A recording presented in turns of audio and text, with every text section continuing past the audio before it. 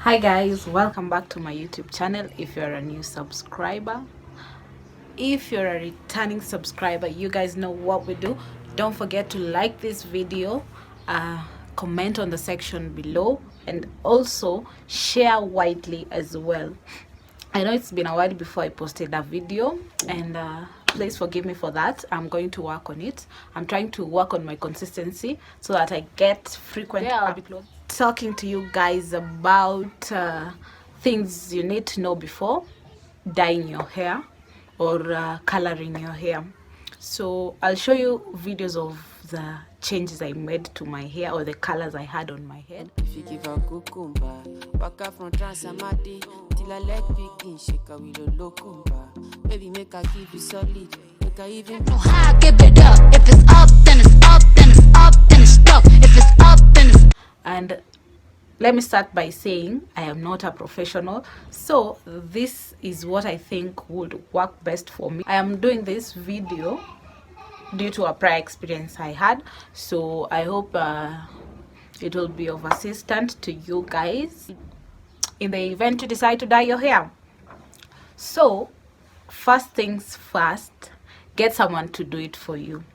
I don't know why I thought I could do it by myself, but you need someone to help you. That is because these areas at the back areas, you can do it on the front area, but at the back areas it's a little bit hard to get or to reach there. So that is where I found difficulty. And when I was dyeing my hair, that particular part I couldn't reach it. Like, it wasn't that colored as compared to areas that I could see. So first, make sure you get someone to do it for you. Make sure you get someone to do it for you.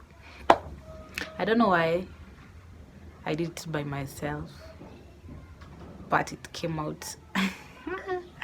let me not just go to that part. The second thing, before you start applying the dye, make sure you have oiled all your corners, let's say like around your head. So this is because dyes are made of chemicals, and if you use it, it might react with your face. I don't know if I should move closer, because you see my forehead, I have dark spots. I don't know if I should call them dark spots or whatever. That is because of the dye I had applied. Me nilipaka tu kienyeji, because you can see the difference of here and here. This is how my face was looking like at my forehead. There's also a time where I had so many rashes, and I think it's because of that, because I've never had rashes before. So make sure you apply like petroleum jelly all over your borders or all over your lines here, all the way around, to avoid that, so that it doesn't get to your skin or to your face. That is number 2.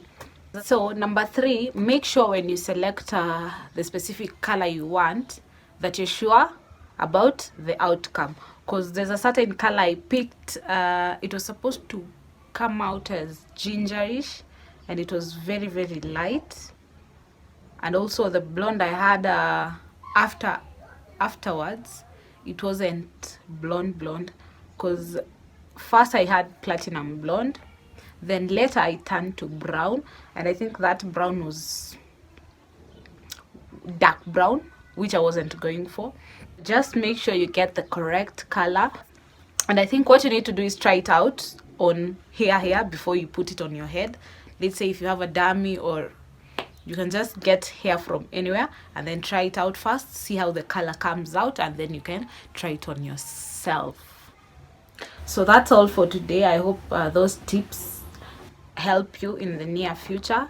Of course, I know I'm going to dye my hair again, so right now I'll be in a better position to do so, because I know what to do and what not to do. If this video helps you, or you had the similar experience, please don't forget to comment down below and let me know what happened to you. Anyway, thank you for watching this video. Make sure to subscribe to my channel, like the video, share it to your mama, to your grandma, to your aunties, to your cousins, to your friends, and everyone.